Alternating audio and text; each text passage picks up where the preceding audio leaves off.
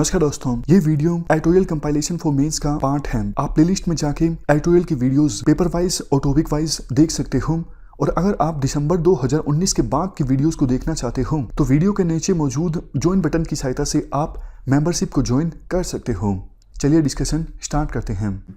आप general study paper 2 के इस टॉपिक से आर्टिकल को रिलेट कर सकते हो। ये सभी एस्पेक्ट्स हम कवर करेंगे इस आर्टिकल को डिस्कस करते वक्त। मैनुअल स्क्वेंजिंग का मतलब क्या है? देखो, मैनुअल स्क्वेंजिंग का मतलब है ह्यूमन एक्सक्रीटा को यानी ह्यूमन वेस्ट को मैनुअली रिमूव करना। मैनुअल स्क्वेंजिंग का जो इशू है ये कास्टिज्म से भी संबंधित है, क्योंकि पुराने समय में और कुछ एक्सटेंट तक अभी भी कुछ कास्ट के लोगों को मजबूर किया जाता है ये काम करने के लिए। मजबूर मतलब सिर्फ डायरेक्टली नहीं होता, इनडायरेक्टली भी होता है। आप उन लोगों को कुछ और काम नहीं देंगे तो मजबूरी में उनको यही काम करना पड़ेगा, तो ये इनडायरेक्टली कोर्जन है। ऐसे लोगों के साथ मान लीजिए पहले किसी ने मैनुअल स्क्वेंजिंग का काम किया है, उसके साथ स्टिग्मा अटैच हो गया है, तो और कोई काम मिलता नहीं, तो उस पर्सन के पास मजबूरी है ये काम करने के लिए। देखो, 1993 से पहले तो कुछ स्टेट गवर्नमेंट्स में एक स्पेशल पोस्ट भी हुआ करती थी स्क्वेंजर की।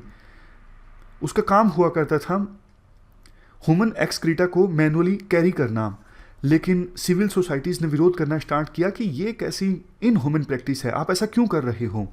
तो 1993 में एक एक्ट आया था, employment of manual scavenging and construction of dry latrines prohibition act. इस एक्ट के बाद अनसैनिटरी और ड्राई लैट्रिन्स में मैनुअल स्क्वेंजिंग पर बैन लग गया, बट इम्प्लीमेंटेशन फिर भी अच्छे से नहीं हुआ इस एक्ट का। तो सिविल सोसाइटीज़ ने, एनजीओज ने फिर से प्रोटेस्ट किया, सरकार पर दबाव लगाया कि आप इस एक्ट को एक्सपेंड कीजिए। 2013 में मैनुअल स्क्वेंजिंग को बैन करने के लिए एक नया एक्ट आया, prohibition of employment of manual scavenger and their rehabilitation act 2013। इस एक्ट में ना सिर्फ मैनुअल स्क्वेंजिंग की डेफिनेशन एक्सपेंड हुई, सेप्टिक टैंक्स को क्लीन करना, रेलवे ट्रैक्स को क्लीन करना, ये सब चीज़ें भी शामिल की गई, बल्कि मैनुअल स्क्वेंजर्स के रिहेबिलिटेशन का भी प्रोविज़न किया गया। उसके बाद 2014 में 27 मार्च को रिहेबिलिटेशन प्रोविजंस को और ज़्यादा एक्सपेंड कर दिया गया, क्योंकि सुप्रीम कोर्ट का एक जजमेंट आया था। सुप्रीम कोर्ट ने कहा था रिहेबिलिटेशन की जो बात कही गई है 2013 के एक्ट में, रिहेबिलिटेशन में उन सीवर वर्कर्स को भी शामिल किया जाए जो कि सीवर्स को साफ करते हैं, ह्यूमन एक्सक्रीटा को रिमूव करते हैं, और अगर सीवर को साफ करते वक्त उनकी डेथ हो जाती है तो 10 लाख रुपए का मुआवजा दिया जाए। ऐसा डायरेक्टिव इशू किया गया था 27 मार्च 2014 को। इसके बाद राइटर कहते हैं, देखो पहली बात तो ये है कि ये सभी जो एक्ट्स हैं सरकार अपने आप से लेके नहीं आई है, सरकार पे दबाव बनाया गया था, तब सरकार इन एक्ट्स को लेके आई। जैसा हमने डिस्कस किया, 1993 से पहले तो कई सारी स्टेट गवर्नमेंट्स में बाकायदा एक पोस्ट हुआ करती थी स्क्वेंजर की, जो कि ह्यूमन एक्सक्रीटा को मैनुअली रिमूव किया करता था। अब सोच के देखिए, स्टेट गवर्नमेंट्स की तो जिम्मेदारी ये होनी चाहिए मैनुअल स्क्वेंजिंग को ख़त्म करना, लेकिन 1993 से पहले खुद ही स्टेट गवर्नमेंट्स मैनुअल स्क्वेंजिंग को प्रमोट कर रही थी स्क्वेंजर की पोस्ट पर रिक्रूटमेंट करके, और बाकायदा स्क्वेंजर टैक्स भी लगाया जाता था। अगर कोई घर मैनुअल स्क्वेंजर की सर्विसेज को अवेल करता तो उस पर स्क्वेंजर टैक्स लगाया जाता था। लेकिन धीरे धीरे सिविल सोसाइटीज़ ने सरकार पर प्रेशर लगाना स्टार्ट किया। जो सफाई कर्मचारी हैं उन्होंने भी आंदोलन किया, मामला सुप्रीम कोर्ट में पहुंचा।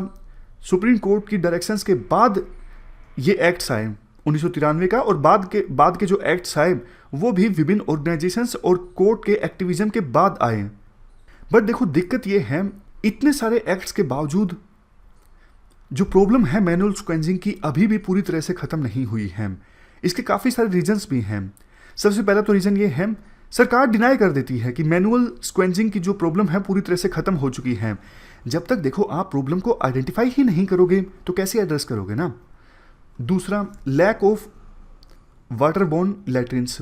देखो, अभी भी देश के कुछ इलाकों में, हमारे देश में ड्राई लैट्रिन्स हैं, पानी की व्यवस्था नहीं होती। तो जब तक सभी टॉयलेट्स में पानी की व्यवस्था नहीं होगी तब तक मैनुअल स्क्वेंजिंग की समस्या को पूरी तरह से ख़त्म करना मुश्किल है। इसके बाद lack of incomplete rehabilitation and employment opportunities. 2013 के एक्ट में और बाद में 2014 में जो डायरेक्टिव आया, उनके अनुसार सरकार को रिहेबिलिटेशन की व्यवस्था तो करनी है, बट सरकार करती नहीं है, प्रॉपरली नहीं करती है, उनको काम नहीं मिलता है, तो मजबूरी में मैनुअल स्क्वेंजर्स को ये काम करना पड़ता है। सोशल स्टिग्मा अटैच हो जाता है। अगर पास्ट में किसी ने ये काम किया है तो फिर काम मिलना और भी ज़्यादा मुश्किल होता है। सोसाइटी हमारी भेदभाव करती है। इसके बाद राइटर कुछ और भी क्रिटिसिज्म बताते हैं 2013 के एक्ट के। राइटर कहते हैं, देखो 2013 के एक्ट में ये प्रोविज़न कर देना चाहिए था कि सीवर्स की क्लीनिंग होगी या फिर मैन होल्स की क्लीनिंग होगी तो टोटली मशीन्स की सहायता से होगी।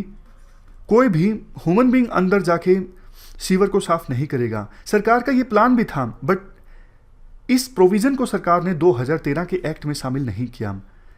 लेबर सेफ्टी का इशू भी एड्रेस नहीं होता है 2013 के एक्ट में। काफ़ी बार आपने सुना होगा मैन होल्स साफ करने के लिए ह्यूमन बींग्स नीचे जाते हैं और जहरीली गैस के कारण उनकी डेथ हो जाती है। सरकार का ज़्यादा फोकस स्वच्छ भारत अभियान पर है। लेबर राइट्स पर या फिर सैनिटेशन से संबंधित जो स्टिग्मा अटैच होता है उसको एड्रेस करने में सरकार का कोई इंटरेस्ट नहीं है। तमिलनाडु का एग्जाम्पल दिया जाता है, सभी पॉलिटिकल पार्टीज की ट्रेड यूनियन है गवर्नमेंट सर्वेंट्स के लिए एक्सेप्ट सैनिटेशन वर्कर्स। क्यों भाई, सैनिटेशन वर्कर्स की यूनियन क्यों नहीं है? बल्कि सैनिटेशन वर्कर्स जो कि अभी के समय में कोरोना वॉरियर्स भी हैं, उनको दूर रखा जाता है जहाँ पे खाना बनता है, जहाँ पे पढ़ाई होती है, जहाँ पे पूजा होती है, इन सब जगहों से। इसके बाद राइटर बोलते हैं, आप टॉयलेट्स छोड़िए, क्लीनिंग का जो काम है उसे भी हमारे देश में लो स्टेटस के हिसाब से देखा जाता है। आपने एक चीज़ ज़रूर सुनी होगी, जो ये मैनुअल काम होते हैं ना, इसके लिए वेस्टर्न कंट्रीज़ में जैसे यूएसए में, कनाडा में, यूरोपियन कंट्रीज़ में, वहाँ पर आवर के हिसाब से काफ़ी पैसा मिलता है। इसीलिए डेवलपिंग कंट्रीज़ से लोग जाते हैं डेवलप कंट्रीज़ में, वहाँ पे इस प्रकार के मैनुअल काम करने के लिए, जैसे ड्राइविंग, क्लीनिंग, और काफ़ी पैसा बनता है डेवलपिंग कंट्रीज़ के हिसाब से, इनकम के हिसाब से। बट हमारे देश में इन जॉब्स का स्टेटस जो है वो लो माना जाता है। और एक प्रॉब्लम ये भी है ना, डिमांड एंड सप्लाई की। स्किल हमारे देश में अच्छे से सरकार प्रोवाइड कर नहीं पाती है, तो अनस्किल्ड वर्कर्स की संख्या ज़्यादा है, सप्लाई मतलब ज़्यादा है, डिमांड कम है अनस्किल्ड वर्क की, इसलिए एक्सप्लॉयटेशन होता है वर्कर्स का, कम वेजेस पर उनसे काम करवाया जाता है। और भी काफ़ी सारे चैलेंजेस के बारे में राइटर बात करते हैं। जैसे देखो, आमतौर पर आजकल सरकार क्या करती है, किसी थर्ड पार्टी से कॉन्ट्रैक्ट साइन कर लेती है कि आपको इस एरिया की सफाई करनी है, इसके लिए आप सैनिटेशन वर्कर्स रिक्रूट कीजिए और सफाई करवाइए। डायरेक्टली सरकार सैनिटेशन वर्कर्स को रिक्रूट नहीं करती, तो परमानेंट जॉब स्टेटस नहीं होता सैनिटेशन वर्कर्स के पास में। आईडी कार्ड्स तो आप भूल ही जाइए, मेडिकल इंश्योरेंस पॉलिसीज़ भी भूल जाइए। और काफ़ी बार ऐसा देखने को मिलता है कि जो ऑफिस होता है, फॉर एग्जांपल बीएमसी का ऑफिस है या फिर दिल्ली में भी एमसीडी का ऑफिस है, बाहर सैनिटेशन वर्कर्स बैठे रहते हैं, जल्दी आ जाएं तो भी रोड पर उनको इंतज़ार करना पड़ता है, ऑफिस में उनको नहीं एंटर करने दिया जाता। मतलब ये सिर्फ एग्जाम्पल है, आप इसको वैसे मत लीजिएगा कि बीएमसी में ऐसा नहीं होता है या फिर एमसीडी में नहीं होता है। एग्जाम्पल वैसे यहाँ पे तमिलनाडु का दिया गया है, चेन्नई का, मतलब एसेंस आप समझिए। तो पूछा गया जब ऑफिसर से, आप ऐसा क्यों सैनिटेशन वर्कर्स को ऑफिस के बाहर क्यों खड़ा कर रहे हो, अंदर क्यों नहीं आने देते? अंदर भी तो इंतज़ार वो कर सकते हैं ना। तो ऑफिसर्स कहते हैं रूल बुक है ये, अगर नए रूल्स आएंगे तो फिर हम उन्हें अंदर एंटर करने दे सकते हैं। ये सब चीज़ें जो इलॉजिकल सी हैं, आपको रिडिकुलस लगेंगी कि आज के समय में भी मतलब सरकार की तरफ से भी इस प्रकार की चीज़ें होती हैं। इवन सैनिटेशन वर्कर्स को अपने डेजिनेटेड प्लेसेस पर जाना हो तो भी कोई गाड़ी नहीं मिलती, उनको या तो पैदल जाना पड़ता है किलोमीटर्स चल के, या फिर गार्बेज वाला जो ट्रक होता है उस पर बैठ के जाना पड़ता है। और राइटर एक और एग्जांपल देते हैं, जैसे चेन्नई में फ्लड्स आई तो काफ़ी सारे वॉलंटियर्स आपको मिलेंगे खाना को डिस्ट्रीब्यूट करने के लिए, लेकिन क्लीन अप के काम के लिए कोई राजी नहीं होगा, डेड बॉडीज़ को डिस्पोज करने के लिए कोई तैयार नहीं होता। अब काम तो ये भी है, ये भी एक प्रकार से सेवा है, लेकिन वही बात, हमारे देश में काफ़ी लो स्टेटस जॉब इसे माना जाता है। और इसके बाद राइटर बोलते हैं, इवन कोविड-19 आने के बाद जो सैनिटेशन वर्कर्स हैं या फिर उनके बच्चे हैं, उनको मजबूर किया जा रहा है कोविड वार्ड में काम करने के लिए।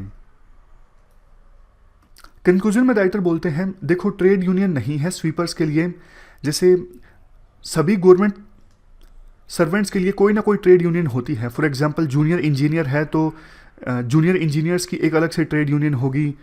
इंस्पेक्टर्स के लिए, कस्टम इंस्पेक्टर है तो कस्टम इंस्पेक्टर्स के लिए अलग से ट्रेड यूनियन होगी। लेकिन स्वीपर्स के लिए कोई इफेक्टिव या फिर एक्सक्लूसिव ट्रेड यूनियन नहीं है। तो जनरली उनकी जो आवाज़ उठाई जाती है वो एनजीओज के द्वारा उठाई जाती है, जो डायरेक्टली सैनिटेशन के काम से एसोसिएटेड नहीं होते।